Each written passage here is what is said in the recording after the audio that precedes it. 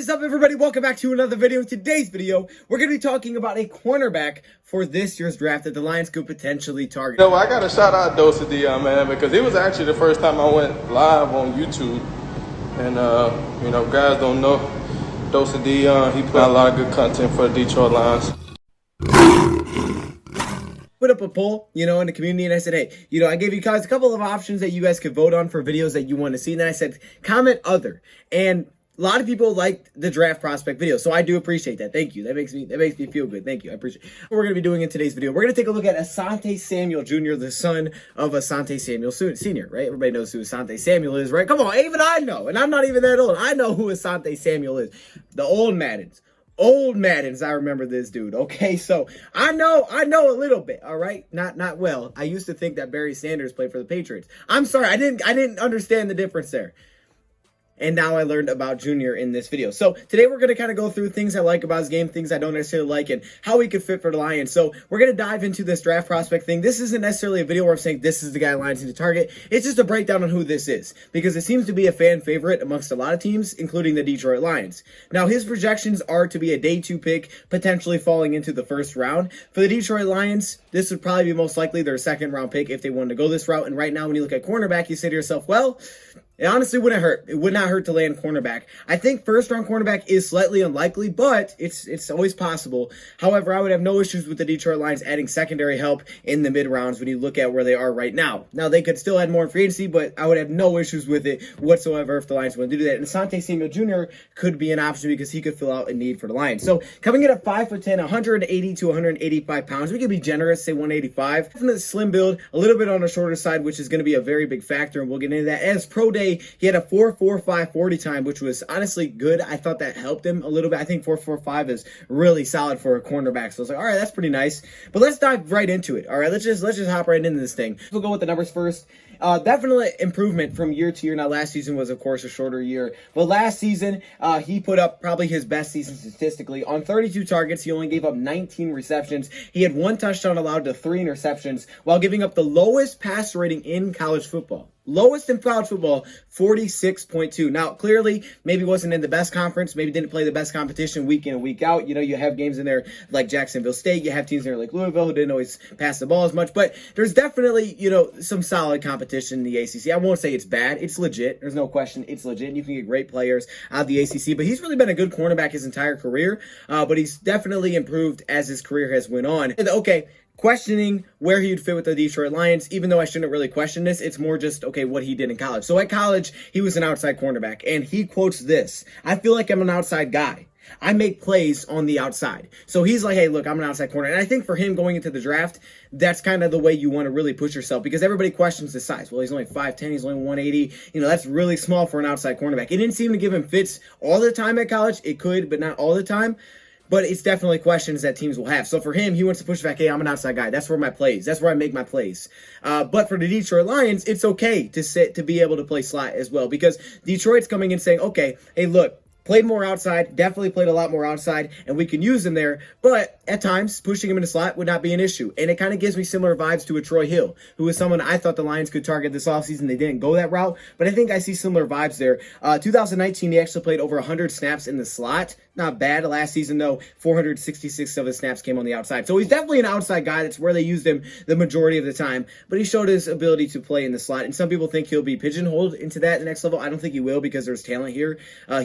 He compares himself to Jair Alexander in terms of size and how he plays on the outside. I think he's got talent to play on the outside, but I don't think it'd be an issue if he had to play slot from time to time, especially knowing that's a need for the Detroit Lions. So I think that's actually a good thing. That's a benefit. He's a very feisty. He's a very aggressive cornerback, and you could see it just in his play style. And that comes everywhere. Coverage, run tackling, just the way he plays as a blitzer. He's feisty. He's aggressive. He wants to get after it. He's competitive. He's pushing guys. He after plays, he's just going at it. He's a very competitive cornerback, and I think that really helps him as a run defender. Very willing. He's not shying away from the contact. So that's what you love. However, size does become a factor here. And I would throw block shedding into the same category as a run defender, because block shedding to me is one of his bigger issues. There's clearly a problem here. He doesn't shed blocks that well. Say that's probably something I did kind of expect when you look at his size, but yes, block shedding is a problem downfield. Teams could take advantage of him, throwing quick screens his way, and he would have problems getting off that block and being able to come up and make a tackle. Tackling high, clearly that's going to be a problem. You look at his size and you say to yourself, okay, if this guy's trying to tackle high, that could be a problem. And sometimes he has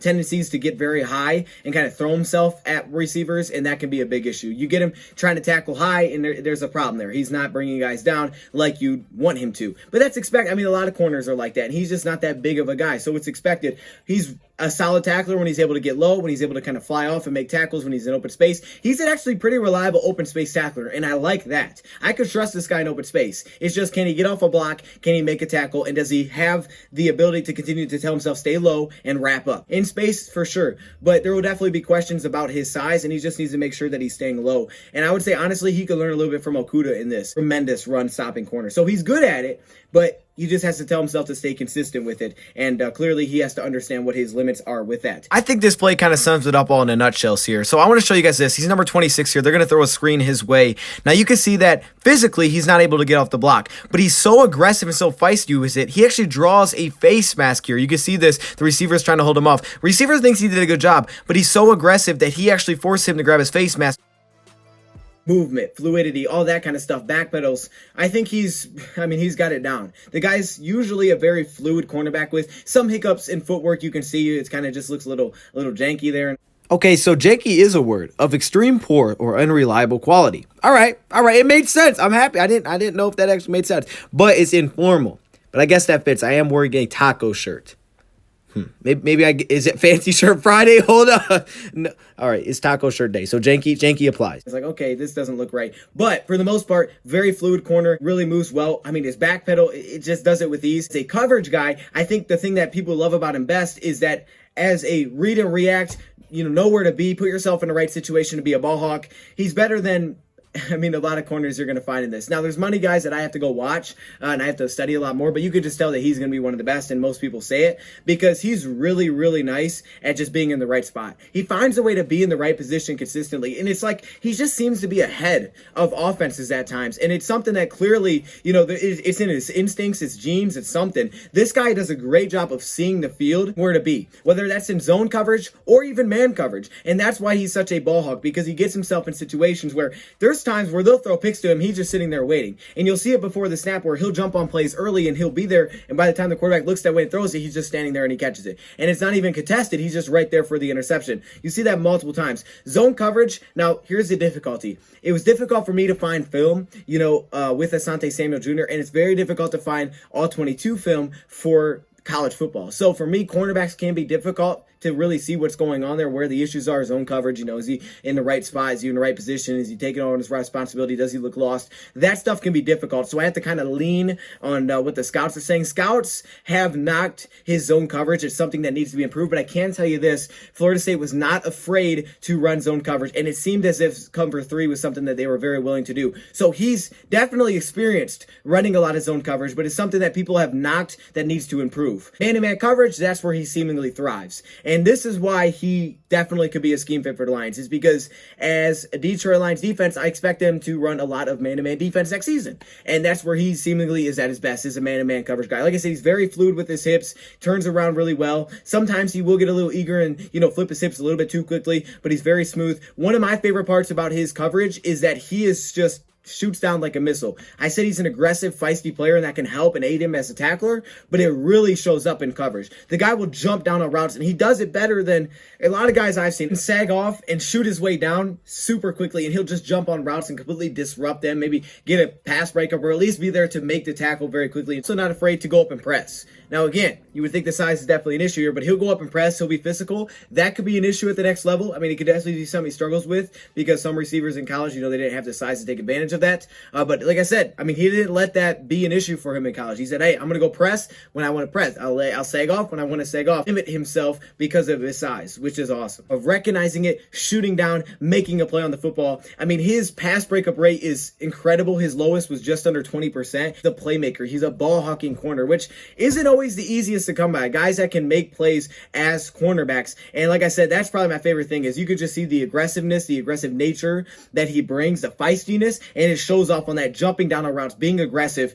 And like I said, he has that ability because he's so smooth. He's very smooth through his coverage. And I think that's why man-to-man, and for the Lions, where I expect them to run a lot of man, could be a very good scheme fit for the Detroit Lions. Now, where the issues, in my opinion, come in coverage. Well, I've noticed that he seemingly turns his head around way too late at times. You know, he'll kind of be in the right spot, but he doesn't turn his head around. And that doesn't happen as often as like, oh gosh, that's like a red flag. It's not like that, but it does happen from time to time. He turns his head around late, and it doesn't allow him to make as many plays as potential. And what's crazy is that he already makes so many plays in the back end. He could make more. Sometimes he's late to that, and it gets him in trouble. And he's not able to make a play that he could have potentially made because he's in great position, but he's just late to turn his head around. I would say another thing, and probably my red flag if I had to pick one, even though I'm not scared about anything in his game, aside from size, is the fact that he's very handsy. And this could honestly tie towards size. I saw way too many flags that I would like to see. And it's when he's targeted. But the thing is, the problem with I noticed is that he seems to be in good position. But man, I mean, he just gets handsy when the ball is in the air. And it's almost as if, to me, size can be a factor there, where he feels like he needs to be, you know, a little aggressive. And he doesn't always get called for the flag, but he does. He does at times. And I hate to see that. So it's like he's in the right position, but he gets grabby. He gets handsy. He gets too physical. And you love physicality in corners, but you don't love it when the ball's in the air. And he gives you that too often. Too often do I see him get called for flags and being too physical.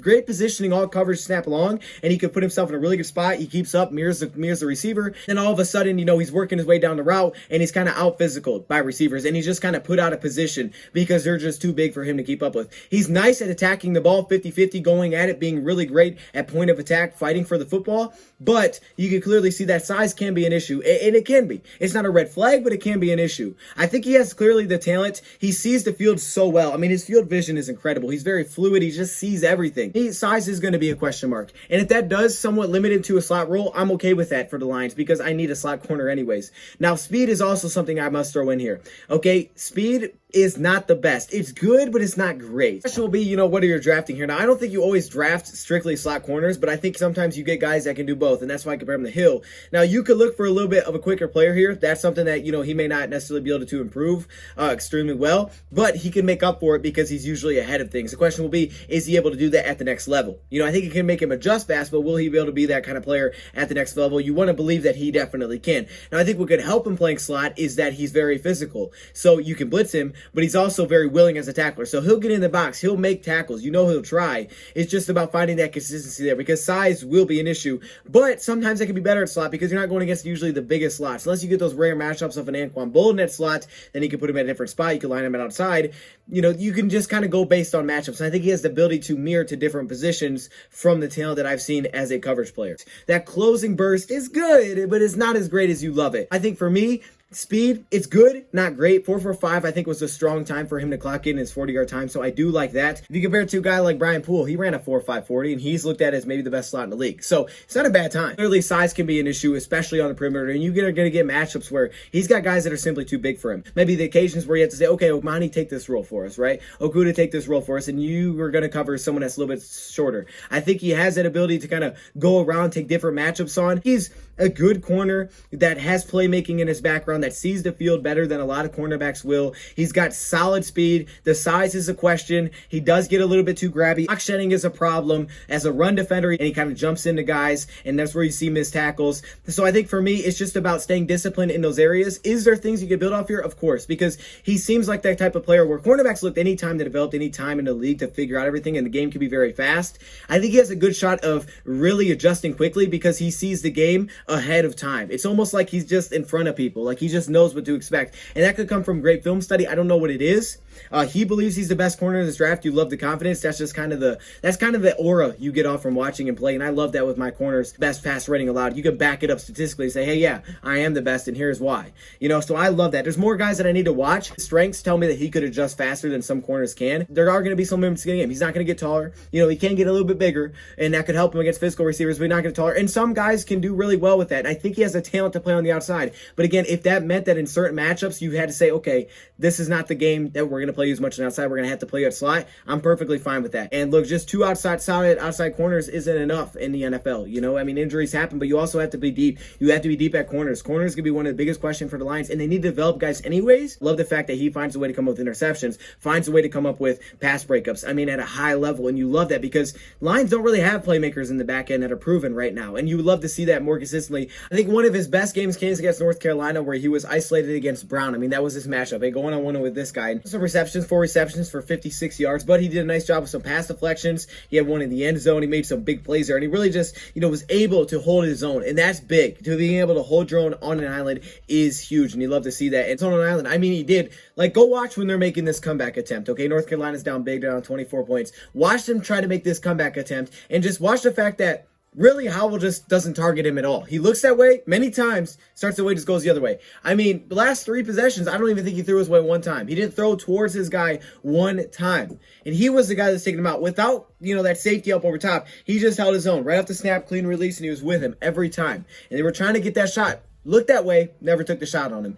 This is a team that was pulling upsets, right? They weren't stacked everywhere defensively. He was a standout for them, and he was big for them, and he had to do that kind of thing where it's like, all right, take on this matchup, we need you here, and he could hold his own there. But he plays just as physical as guys that are bigger than him. So while he doesn't have that size there, size can be added. Height can't necessarily be added. Size could potentially be added, but a little bit more to his frame. But I don't think it's just as simple as, well, this guy needs that 15, this guy should, it's not that easy always. I mean, it can be, but it's not always that easy. Some people are just not built that way. They're not built to weigh 220 pounds. It's just how you're built. You're built like this physically, and that's kind of what you rock with. You can add a little bit to that. You can add a little bit, lose a little bit. Plays. He has that mindset to play like he's 20 pounds, 30 pounds heavier than he is, which to me is what matters. And when it comes to the agility, speed, things like that, if you could play, you could play. The 40 times, that stuff is great. But if you can ball, you can ball. And that's what I saw last year with Dancer. I didn't get caught up in, he's got a slow 40. You could tell the dude could cover. I mean, you could just see it. The guy just was really good in coverage. I also think that it's something to add here that, yes, maybe didn't go against the best competition week in and week out, but he didn't have the best pass rushing defensive line like Jeff Okudah did coming out of college. I think the guy could adjust very quickly. Okudah, to me, has a very high ceiling. The guy can be tremendous, and we've seen flashes. The guy can be absolutely outstanding. Also, I would say he did pass the double move test, where you think of aggressive guys that can get you nervous that, oh gosh, if he's gonna get fooled on double moves. Something that you got to be aware of. Really didn't see it though. I didn't see him get fooled on double moves. Do I think that he can be good? Yes. Do I think it will take time? Yes. Do I think that he'll have flags called against him? Of course. He's going to get grabby. He's going to get like that. And I think tackling needs to be more honed. Some teams, they may say, oh, we want him as outside, so he's got to have to sell himself as an outside corner. But for us, I wouldn't see a problem with it. Okay, outside, great. Awesome. There's certain matches we need to do at slot, and the fact that you can do that, great. I think a great comparison is Troy Hill, but I love the way that he sees the field. So would I consider him day 2? Of course I would. If he fell to round 2, I'd consider it. Will he? I don't know. Maybe some mock drafts say he will, some mock drafts say he won't. Some say end third, some say, first round. We don't really know where these guys are going to go. But if he was sitting there round 2, would I consider it, depending on what we did round 1? Absolutely. I would absolutely consider it, and I wouldn't be mad if the Lions took him. Plus, I love the thought of having a jersey that says Samuel Jr. on the back. That would be clean. He's only 21 years old. Let me know your thoughts, comments below. Thank you for watching, and I'm out.